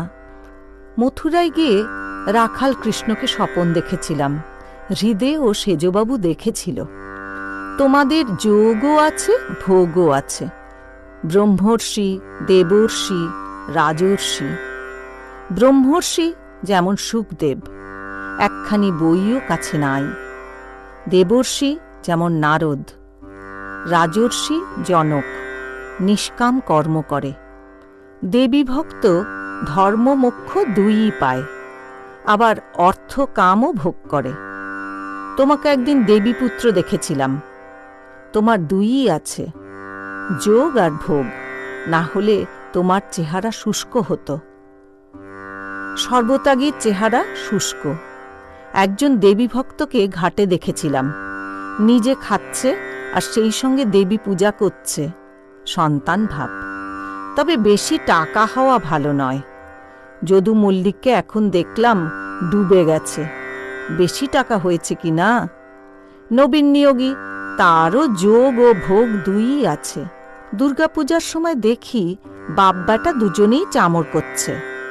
সুরেন্দ্র, আজ্ঞা, ধ্যান হয় না কেন? শ্রীরামকৃষ্ণ, স্মরণ মনন তো আছে। সুরেন্দ্র, আজ্ঞা, মা মা বলে ঘুমিয়ে পড়ি। শ্রীরামকৃষ্ণ: খুব ভালো, স্মরণ মনন থাকলেই হল। ঠাকুর সুরেন্দ্রের ভার লইয়াছেন, আর তাহার ভাবনা কি? অষ্টম খণ্ড, চতুর্থ পরিচ্ছেদ। ঠাকুর শ্রীরামকৃষ্ণ ও যোগ শিক্ষা, শিব সংহিতা। সন্ধ্যার পর ঠাকুর ভক্ত সঙ্গে বসিয়া আছেন। মণিও ভক্তদের সহিত মেজেতে বসিয়া আছেন। যোগের বিষয়, ষটচক্রের বিষয় কথা কহিতেছেন। শিব সংহিতায় সেই সকল কথা আছে। শ্রীরামকৃষ্ণ বলিতেছেন, ইড়া, পিঙ্গলা, সুষুম্না। সুষুম্নার ভিতর সব পদ্ম আছে, চিন্ময়। যেমন মোমের গাছ, ডাল, পালা, ফল সব মোমের। মূলাধার পদ্মে কুলকুণ্ডলিনী শক্তি আছে, চতুর্দল পদ্ম। যিনি আদ্যা শক্তি, তিনিই সকলের দেহে কুলকুণ্ডলিনী রূপে আছেন। যেমন ঘুমন্ত সাপ কুণ্ডলী পাকিয়ে রয়েছে। প্রসুপ্ত ভুজগাকারা আধার পদ্মবাসিনী। মণির প্রতি বলিলেন, ভক্তিযোগে কুলকুণ্ডলিনী শীঘ্র জাগ্রত হয়, কিন্তু ইনি জাগ্রত না হলে ভগবান দর্শন হয় না। গান করে করে একাগ্রতার সহিত গাইবে, নির্জনে গোপনে। জাগো মা কুলকুণ্ডলিনী, তুমি নিত্যানন্দ স্বরূপিণী। প্রসুপ্ত ভুজগাকারা আধার পদ্মবাসিনী। গানে রামপ্রসাদ সিদ্ধ। ব্যাকুল হয়ে গান গাইলে ঈশ্বর দর্শন হয়। মণি বলিলেন, আজ্ঞা, এসব একবার করলে মনের খেদ মিটে যায়। শ্রীরামকৃষ্ণ: আহা, খেদ মেটেই বটে। যোগের বিষয় গোটা কতক মোটামুটি তোমায় বলে দিতে হবে। কি জানো, ডিমের ভিতর ছানা বড় না হলে পাখি ঠোকরায় না। সময় হলেই পাখি ডিম ফুটোয়, তবে একটু সাধনা করা দরকার। গুরুই সব করেন, তবে শেষটা একটু সাধনা করিয়ে লন। বড় গাছ কাটবার সময় প্রায় সবটা কাটা হলে পর একটু সরে দাঁড়াতে হয়, তারপর গাছটা মরমর করে আপনিই ভেঙে পড়ে। যখন খাল কেটে জল আনে, আর একটু কাটলেই নদীর সঙ্গে যোগ হয়ে যাবে, তখন যে কাটে সে সরে দাঁড়ায়। তখন মাটিটা ভিজে আপনিই পড়ে যায়, আর নদীর জল হুড়হুড় করে খালে আসে। অহংকার, উপাধি এসব ত্যাগ হলেই ঈশ্বরকে দর্শন করা যায়। আমি পণ্ডিত, আমি অমুকের ছেলে, আমি ধনী, আমি মানি, এসব উপাধি ত্যাগ হলেই দর্শন। ঈশ্বর সত্য, আর সব অনিত্য। সংসার অনিত্য, এর নাম বিবেক। বিবেক না হলে উপদেশ গ্রাহ্য হয় না। সাধনা করতে করতে তার কৃপায় সিদ্ধ হয়। একটু খাটা চাই, তারপরেই দর্শন ও আনন্দ লাভ। অমুক জায়গায় সোনার কলসি পোতা আছে, শুনে লোকে ছুটে যায় আর খুঁড়তে আরম্ভ করে। খুঁড়তে খুঁড়তে মাথার ঘাম পড়ে। অনেক খোঁড়ার পর এক জায়গায় কোদালের ঠন করে শব্দ হলো। কোদাল ফেলে দেখে কলসি বেরিয়েছে কিনা। কলসি দেখে নাচতে থাকে। কলসি বার করে মোহর ঢেলে হাতে করে গনে, আর খুব আনন্দ। দর্শন, স্পর্শন, সম্ভোগ কেমন? মণি বলিলেন, আজ্ঞা হাঁ। ঠাকুর একটু চুপ করিয়া আছেন, আবার কথা কহিতেছেন। আমার যারা আপনার লোক, তাদের বকলেও আবার আসবে। আহা, নরেন্দ্রের কি স্বভাব! মা কালীকে আগে যা ইচ্ছা তাই বলতো। আমি বিরক্ত হয়ে একদিন বলেছিলাম, শালা তুই আর এখানে আসিস না। তখন সে আস্তে আস্তে গিয়ে তামাক সাজে। যে আপনার লোক, তাকে তিরস্কার করলেও রাগ করবে না। কি বলো? মণি বলিলেন, আজ্ঞা হাঁ। শ্রীরামকৃষ্ণ বলিলেন, নরেন্দ্র স্বতঃসিদ্ধ, নিরাকারে নিষ্ঠা। মণি সহাস্যে বলিলেন, যখন আসে একটা কাণ্ড সঙ্গে আনে। ঠাকুর আনন্দে হাসিতেছেন, বলিতেছেন, একটা কাণ্ডই বটে। পরদিন মঙ্গলবার, 25শে ডিসেম্বর, কৃষ্ণপক্ষের একাদশী। বেলা প্রায় 11টা হইবে। ঠাকুরের এখনো সেবা হয় নাই। মণি ও রাখালাদি ভক্তেরা ঠাকুরের ঘরে বসিয়া আছেন। শ্রীরামকৃষ্ণ মণির প্রতি বলিলেন, একাদশী করা ভালো, ওতে মন বড় পবিত্র হয়, আর ঈশ্বরেতে ভক্তি হয়। কেমন? মণি বলিলেন, আজ্ঞা হাঁ। শ্রীরামকৃষ্ণ খই দুধ খাবে, কেমন?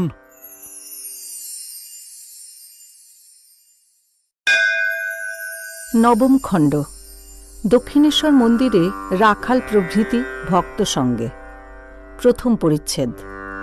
দক্ষিণেশ্বর মন্দিরে রাখাল, রাম, কেদার প্রভৃতি ভক্ত সঙ্গে বেদান্তবাদী সাধু সঙ্গে ব্রহ্মজ্ঞানের কথা।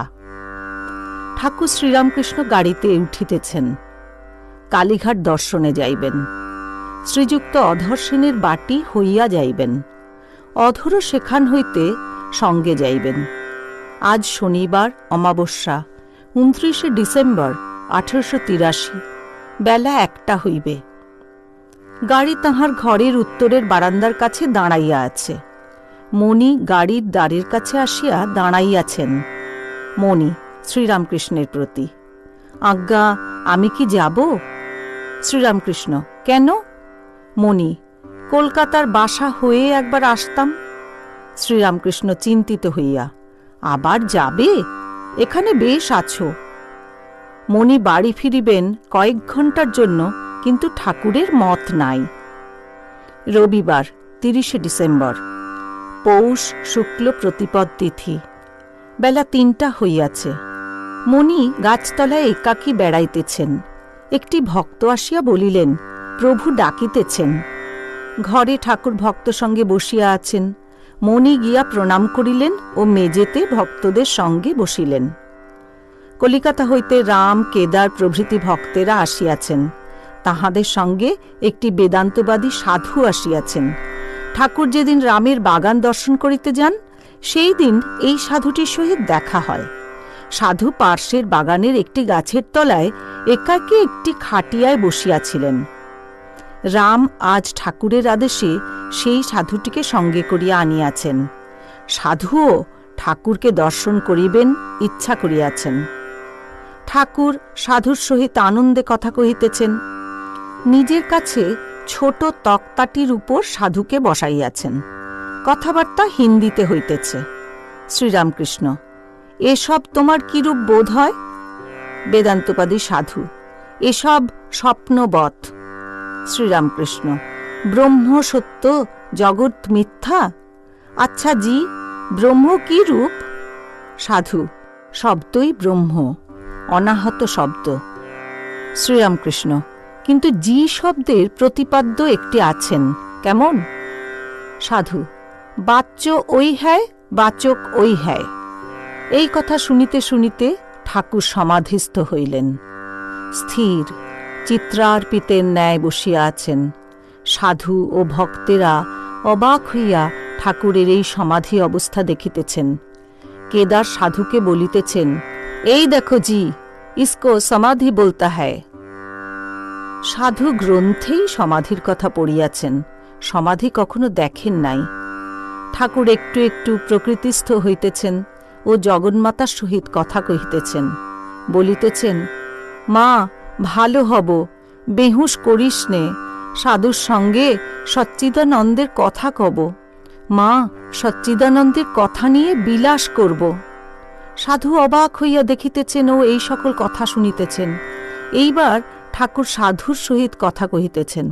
বলিতেছেন, আব সোহং উড়ায়ে দেও, আব হাম তোম বিলাস, অর্থাৎ সোহং সেই আমি, উড়ায়ে দাও, এখন আমি তুমি। যতক্ষণ আমি তুমি রয়েছে ততক্ষণ মাও আছেন, এসো তাকে নিয়ে আনন্দ করা যাক। এই কথা কি ঠাকুর বলিতেছেন? কিছুক্ষণ কথাবার্তার পর ঠাকুর পঞ্চবটী মধ্যে বেড়াইতেছেন, সঙ্গে রাম, কেদার, মাস্টার প্রভৃতি। শ্রীরামকৃষ্ণ সহাস্যে, সাধুটিকে কিরকম দেখলে? কেদার, শুষ্ক জ্ঞান, সবে হাঁড়ি চড়েছে, এখনো চাল চড়ে নাই। শ্রীরামকৃষ্ণ, তা বটে, কিন্তু ত্যাগী। সংসার যে ত্যাগ করেছে সে অনেকটা এগিয়েছে। সাধুটি প্রবর্তকের ঘর, তাঁকে লাভ না করলে কিছুই হল না। যখন তার প্রেমে মত্ত হওয়া যায় আর কিছু ভালো লাগে না, তখন যতনের হৃদয়ে রেখো আদরিনী শ্যামা মাকে, মন তুই দেখ আর আমি দেখি, আর যেন কেউ নাহি দেখে। ঠাকুরের ভাবে কেদার একটি গান বলিতেছেন। মনের কথা কইব কি সই কইতে মানা, দরদি নইলে প্রাণ বাঁচে না। মনের মানুষ হয় যে জনা, ও তার নয়নেতে যাইগো চেনা। ও সে দুই একজনা ভাবে ভাসে রসে ডোবে, ও সে উজান পথে করে আনাগোনা ভাবের মানুষ। ঠাকুর নিজের ঘরে ফিরিয়াছেন। 4টা বাজিয়াছে, মা কালীর ঘর খোলা হইয়াছে। ঠাকুর সাধুকে সঙ্গে করিয়া মা কালীর ঘরে যাইতেছেন। মণি সঙ্গে আছেন। কালী ঘরে প্রবেশ করিয়া ঠাকুর ভক্তি ভরে মাকে প্রণাম করিতেছেন। সাধুও হাত জোর করিয়া মাথা নোয়াইয়া মাকে পুনঃ পুনঃ প্রণাম করিলেন। শ্রীরামকৃষ্ণ: কেমন জি দর্শন? সাধু ভক্তি ভরে: কালী প্রধানা হ্যায়। শ্রীরামকৃষ্ণ: কালী ব্রহ্ম অভেদ, কেমন জি?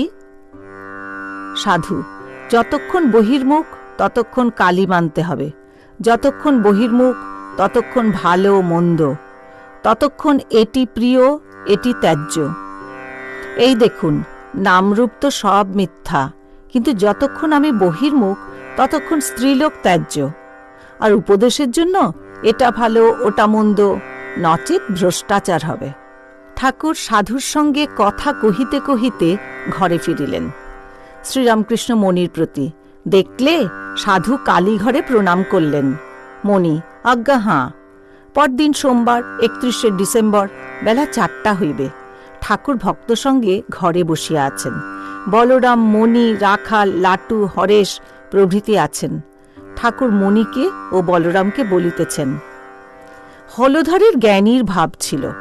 সে অধ্যাত্ম, উপনিষদ এইসব রাত দিন পড়ত। এদিকে সাকার কথায় মুখ বাঁকাত। আমি যখন কাঙালিদের পাতে একটু একটু খেলাম, তখন বললে, তোর ছেলেদের বিয়ে কেমন করে হবে? আমি বললাম, তবে রে শালা, আমার আবার ছেলেপিলে হবে? তোর গীতা বেদান্ত পড়ার মুখে আগুন। দেখো না, এদিকে বলছে জগৎ মিথ্যা, আবার বিষ্ণু ঘরে নাক সিটকে ধ্যান। সন্ধ্যা হইল। বলরামাদি ভক্তেরা কলিকাতায় চলিয়া গিয়াছেন।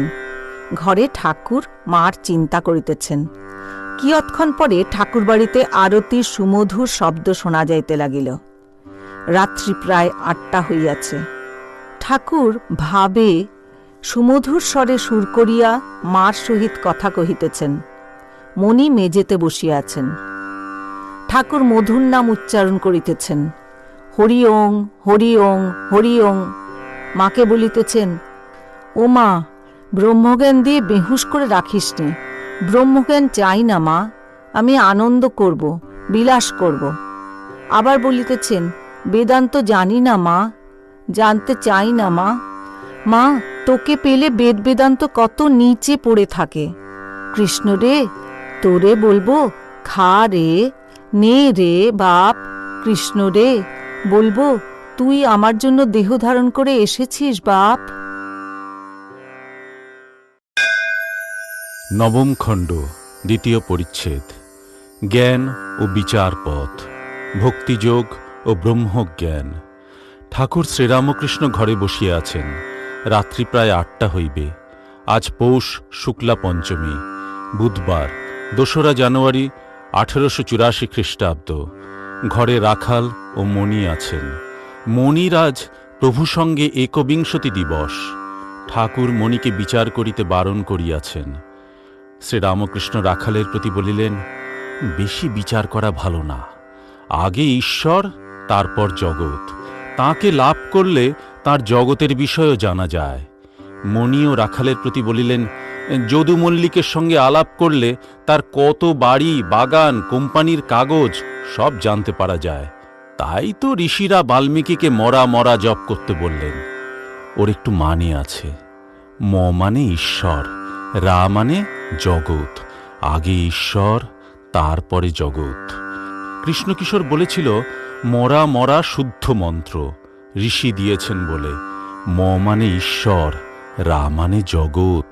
তাই আগে বাল্মীকির মতো সব ত্যাগ করে নির্জনে গোপনে ব্যাকুল হয়ে কেঁদে কেঁদে ঈশ্বরকে ডাকতে হয়। আগে দরকার ঈশ্বর দর্শন, তারপর বিচার, শাস্ত্র, জগৎ। মনির প্রতি বললেন, তাই তোমাকে বলছি আর বিচার করো না। আমি ঝাউতলা থেকে উঠে যাচ্ছিলাম ওই কথা বলতে। বেশি বিচার করলে শেষে হানি হয়, শেষে হাজরার মতো হয়ে যাবে।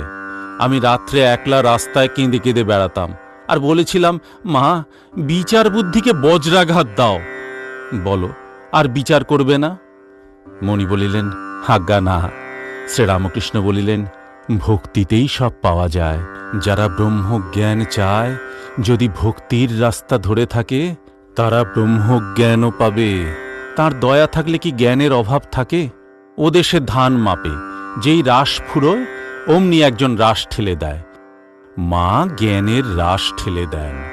তাকে লাভ করলে পণ্ডিতদের খড়কুটো বোধ হয়। পদ্মলোচন বলেছিল, তোমার সঙ্গে কৈবর্তের বাড়িতে সভায় যাব। তার আর কি, তোমার সঙ্গে হাড়ির বাড়ি গিয়ে খেতে পারি। ভক্তির দ্বারাই সব পাওয়া যায়। তাকে ভালোবাসতে পারলে আর কিছুরই অভাব থাকে না। ভগবতীর কাছে কার্তিক আর গণেশ বসেছিলেন। তার গলায় মণিময় রত্নমালা। মা বললেন, যে ব্রহ্মাণ্ড আগে প্রদক্ষিণ করে আসতে পারবে তাকে এই মালা দিব। কার্তিক তৎক্ষণাৎ ক্ষণবিলম্ব না করে ময়ূর চড়ে বেরিয়ে গেলেন। গণেশ আস্তে আস্তে মাকে প্রদক্ষিণ করে প্রণাম করলেন। গণেশ জানে মার ভিতরেই ব্রহ্মাণ্ড। মা প্রসন্না হয়ে গণেশের গলায় হার পরিয়ে দিলেন। অনেকক্ষণ পর কার্তিক এসে দেখে যে দাদা হার পরে বসে আছে। মাকে কেঁদে কেঁদে আমি বলেছিলাম, মা, বেদ বেদান্তে কি আছে আমায় জানিয়ে দাও, পুরাণতন্ত্রে কি আছে আমায় জানিয়ে দাও। তিনি একে একে আমায় সব জানিয়ে দিয়েছেন। তিনি আমাকে সব জানিয়ে দিয়েছেন, কত সব দেখিয়ে দিয়েছেন। একদিন দেখালেন চতুর্দিকে শিব আর শক্তি, শিব শক্তির রমণ। মানুষ, জীব, জন্তু, তরুলতা সকলের ভিতরেই সেই শিব আর শক্তি, পুরুষ আর প্রকৃতি, এদের রমণ। আরেকদিন দেখালেন নৃমুণ্ড স্তূপাকার, পর্বতাকার, আর কিছুই নাই, আমি তার মধ্যে একলা বসে। আরেকবার দেখালেন মহাসমুদ্র, আমি লবণ পুত্তলিকা হয়ে মাপতে যাচ্ছি। মাপতে গিয়ে গুরুর কৃপায় পাথর হয়ে গেলুম। দেখলাম জাহাজ একখানা, অমনি উঠে পড়লাম। গুরু কর্ণধার। মনির প্রতি বলিলেন, সচ্চিদানন্দ গুরুকে রোজ তো সকালে ডাকো। মণি বলিলেন, আজ্ঞা হাঁ। শ্রীরামকৃষ্ণ, গুরু কর্ণধার। তখন দেখছি আমি একটি, তুমি একটি। আবার লাফ দিয়ে পড়ে মিন হলাম। সচ্চিদানন্দ সাগরে আনন্দে বেড়াচ্ছি দেখলাম। এসব অতি গুহ্য কথা, বিচার করে কি বুঝবে? তিনি যখন দেখিয়ে দেন, সব পাওয়া যায়, কিছুরই অভাব থাকে না। নবম খণ্ড, তৃতীয় পরিচ্ছেদ। সাধনকালে বেলতলায় ধ্যান। 1859-1861। কামিনী কাঞ্চন ত্যাগ। শ্রীরামকৃষ্ণের জন্মভূমি গমন। রঘুবীরের জমি রেজিস্ট্রি। 1878-1880। ঠাকুরের মধ্যাহ্ন সেবা হইয়াছে। বেলা প্রায় 1টা। শনিবার 5ই জানুয়ারি। মণির আজ প্রভু সঙ্গে ত্রয়োবিংশতি দিবস। মণি আহারান্তে নবতে ছিলেন। হঠাৎ শুনিলেন কে তাহার নাম ধরিয়া 3-4 বার ডাকিলেন। বাহিরে আসিয়া দেখিলেন ঠাকুরের ঘরের উত্তরের লম্বা বারান্দা হইতে ঠাকুর শ্রীরামকৃষ্ণ তাহাকে ডাকিতেছেন। মণি আসিয়া তাহাকে প্রণাম করিলেন। দক্ষিণের বারান্দায় ঠাকুর মণির সহিত বসিয়া কথা কহিতেছেন। শ্রীরামকৃষ্ণ, তোমরা কিরকম ধ্যান করো? আমি বেলতলায় স্পষ্ট নানারূপ দর্শন করতাম। একদিন দেখলাম সামনে টাকা, শাল, একশরা সন্দেশ, 2 মেয়ে মানুষ। মনকে জিজ্ঞাসা করলাম, মন, তুই এসব কিছু চাস? সন্দেশ দেখলাম গু। মেয়েদের মধ্যে একজনের ফাঁদি নথ। তাদের ভিতর বাহির সব দেখতে পাচ্ছি, নাড়ি ভুড়ি, মল মূত্র, হাড় মাংস, রক্ত। মন কিছুই চাইলে না। তাঁর পাদপদ্মেতেই মন রহিল। নিক্তির নিচের কাঁটা আর উপরের কাঁটা। মন সেই নিচের কাঁটা, পাছি উপরের কাঁটা, অর্থাৎ ঈশ্বর থেকে মন বিমুখ হয়, সদাই আতঙ্ক। একজন আবার শুল হাতে সদাই কাছে বসে থাকত। ভয় দেখালে নিচের কাঁটা ওপরের কাঁটা থেকে তফাৎ হলেই এর বাড়ি মারব। কিন্তু কামিনী কাঞ্চন ত্যাগ না হলে হবে না। আমি 3 ত্যাগ করেছিলাম: জমিন, জরু, টাকা। রঘুবীরের নামে জমি ওদেশে রেজিস্ট্রি করতে গিয়েছিলাম। আমায় সই করতে বললে, আমি সই করলুম না। আমার জমি বলে তো বোধ নাই। কেশব সেনের গুরু বলে খুব আদর করেছিল, আম এনে দিলে। তা বাড়ি নিয়ে যাবার জো নাই, সন্ন্যাসীর সঞ্চয় করতে নাই। ত্যাগ না হলে কেমন করে তাঁকে লাভ করা যাবে? যদি একটা জিনিসের পর আরেকটা জিনিস থাকে, তাহলে প্রথম জিনিসটাকে না সরালে কেমন করে একটা জিনিস পাবে? নিষ্কাম হয়ে তাঁকে ডাকতে হয়, তবে সকাম ভজন করতে করতে নিষ্কাম হয়। ধ্রুব রাজ্যের জন্য তপস্যা করেছিলেন, কিন্তু ভগবানকে পেয়েছিলেন।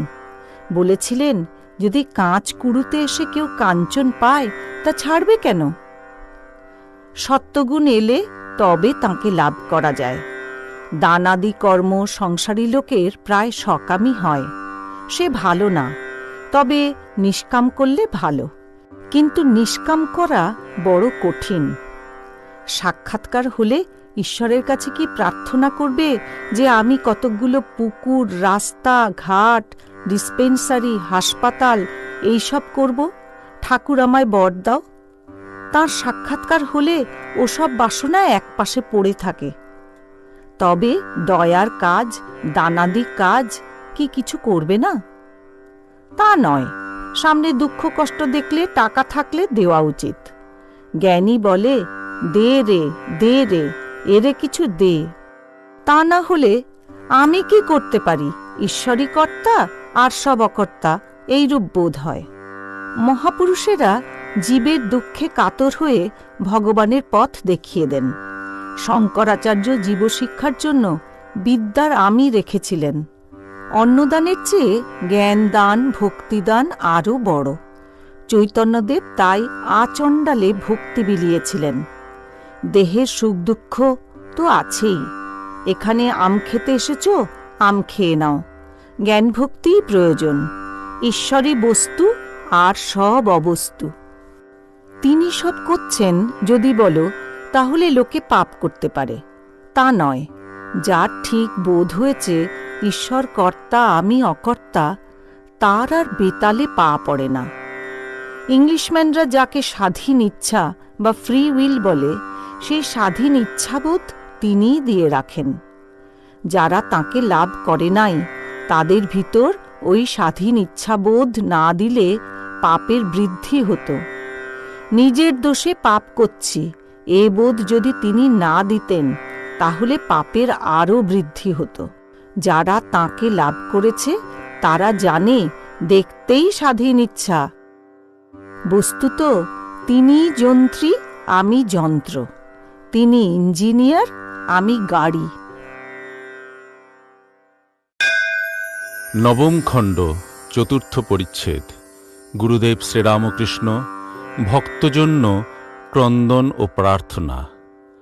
বেলা 4টা বাজিয়াছে। পঞ্চবটি ঘরে শ্রীযুক্ত রাখাল আরও 2-1টি ভক্ত মনির কীর্তন গান শুনিতেছেন। গান: ঘরের বাহিরে দণ্ডে শতবার, তিলে তিলে এসে যায়। রাখাল গান শুনিয়া ভাবাবিষ্ট হইয়াছেন। কিয়ৎক্ষণ পরে ঠাকুর শ্রীরামকৃষ্ণ পঞ্চবটিতে আসিয়াছেন। তাহার সঙ্গে বাবুরাম, হরিশ, ক্রমে রাখাল ও মণি। রাখাল বলিলেন, ইনি আজ বেশ কীর্তন করে আনন্দ দিয়েছেন। ঠাকুর শ্রীরামকৃষ্ণ ভাবাবিষ্ট হইয়া গান গাইতেছেন। বাঁচলাম সখী, শুনি কৃষ্ণ নাম, ভালো কথার মন্দ ভালো। মনির প্রতি বলিলেন, এই সব গান গাইবে। সব সখী মিলি বৈঠলা, এই তো রায় ভালো ছিল, বুঝি হাট ভাঙল। আবার বলিতেছেন, এই আর কি, ভক্তি ভক্ত নিয়ে থাকা। কৃষ্ণ মথুরায় গেলে যশোদা শ্রীমতীর কাছে এসেছিলেন। শ্রীমতী ধ্যানস্থ ছিলেন। তারপরে যশোদাকে বললেন, আমি আত্মাসক্তি, তুমি আমার কাছে কিছু বর লও।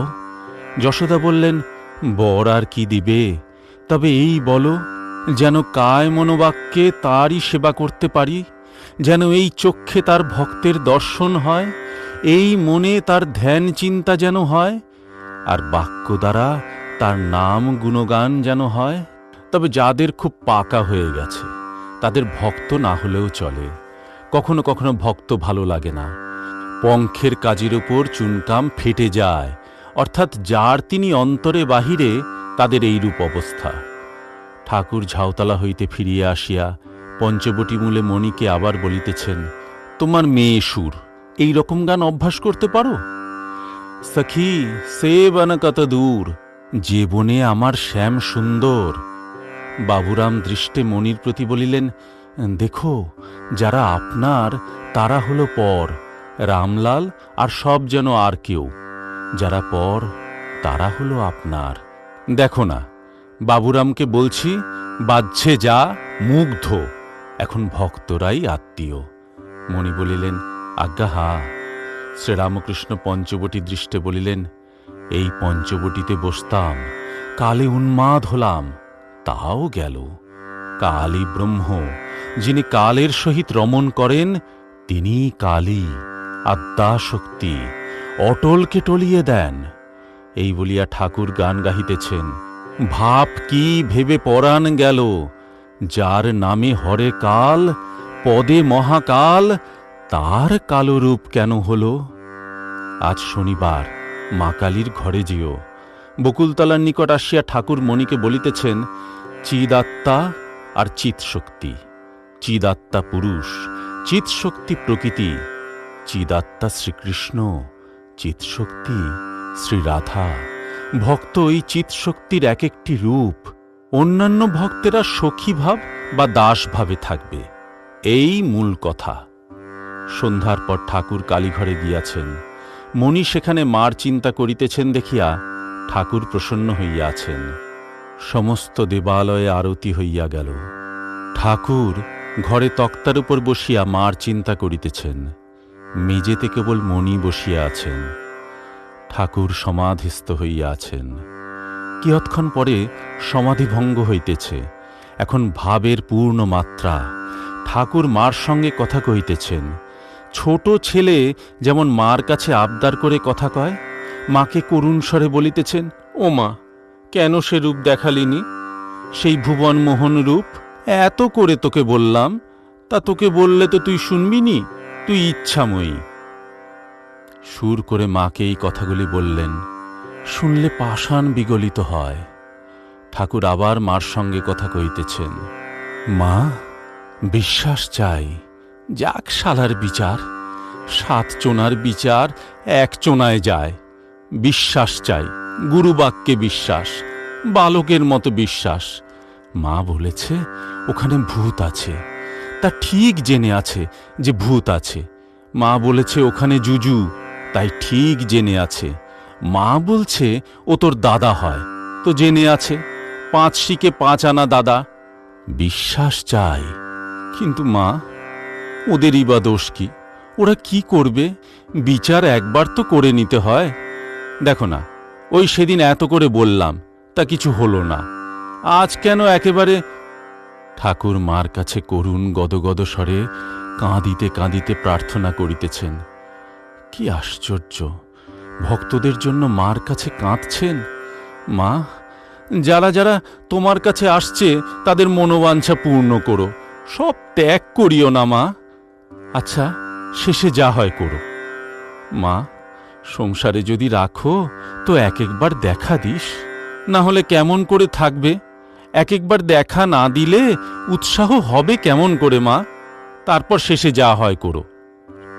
ঠাকুর এখনো ভাবাবিষ্ট। সেই অবস্থায় হঠাৎ মণিকে বলিতেছেন, দেখো, তুমি যা বিচার করেছ অনেক হয়েছে, আর না। বলো, আর করবে না? মণি করজোরে বলিতেছেন, আজ্ঞা না। শ্রীরামকৃষ্ণ বলিলেন, অনেক হয়েছে। তুমি প্রথম আসতে মাত্র তোমায় তো আমি বলেছিলাম, তোমার ঘর, আমি তো সব জানি। মণি কৃতাঞ্জলি হইয়া বলিতেছেন, আজ্ঞা হাঁ। শ্রীরামকৃষ্ণ বলিলেন, তোমার ঘর, তুমি কে? তোমার অন্তর বাহির, তোমার আগেকার কথা, তোমার পরে কি হবে এসব তো আমি জানি। মণি করজোরে বলিলেন, আজ্ঞা হাঁ। শ্রীরামকৃষ্ণ বলিলেন, ছেলে হয়েছে শুনে বকেছিলাম, এখন গিয়ে বাড়িতে থাকো, তাদের জানিও যেন তুমি তাদের আপনার। ভিতরে জানবে তুমিও তাদের আপনার নও, তারাও তোমার আপনার নয়। মণি চুপ করিয়া আছেন। ঠাকুর আবার কথা কহিতেছেন। শ্রীরামকৃষ্ণ বলিলেন, আর বাপের সঙ্গে প্রীত করো। এখন উঠতে শিখে তুমি বাপকে অষ্টাঙ্গে প্রণাম করতে পারবে না? মণি করজোরে বলিলেন, আজ্ঞা হাঁ। শ্রীরামকৃষ্ণ, তোমায় আর কি বলবো, তুমি তো সব জানো, সব তো বুঝছ। মণি চুপ করিয়া আছেন। ঠাকুর বলিলেন, সব তো বুঝছ? মণি বলিলেন, আজ্ঞা একটু একটু বুঝছি। শ্রীরামকৃষ্ণ বলিলেন, অনেকটা তো বুঝছ। রাখাল যে এখানে আছে ওর বাপ সন্তুষ্ট আছে। মণি হাত জোর করিয়া চুপ করিয়া আছেন। শ্রীরামকৃষ্ণ আবার বলিতেছেন, তুমি যা ভাবছ তাও হয়ে যাবে। ঠাকুর এইবার প্রকৃতিস্থ হইয়াছেন। ঘরে রাখাল রামলাল। রামলালকে গান গাহিতে কহিতেছেন। রামলাল গান গাহিতেছেন। গান, সমর আলো করে কার কামিনী, কে রণে নাচিছে বামা নিরোদ বরণী, শোনিত সায়রে যেন ভাসিছে নবনলিনী। শ্রীরামকৃষ্ণ বলিলেন, মা আর জননী, যিনি জগৎরূপে আছেন, সর্বব্যাপী হয়ে তিনি মা। জননী, যিনি জন্মস্থান।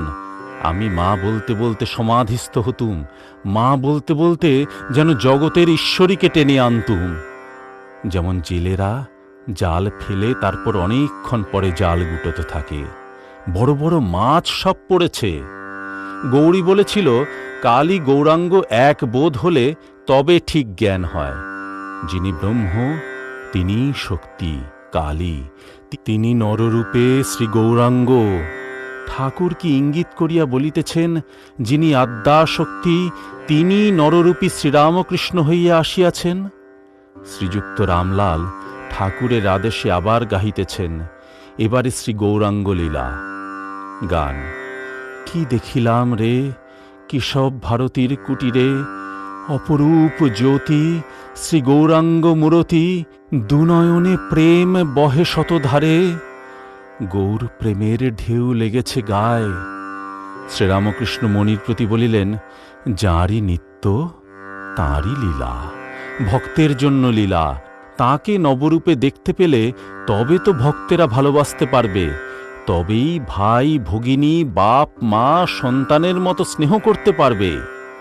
তিনি ভক্তের ভালোবাসার জন্য ছোটটি হয়ে লীলা করতে আসেন।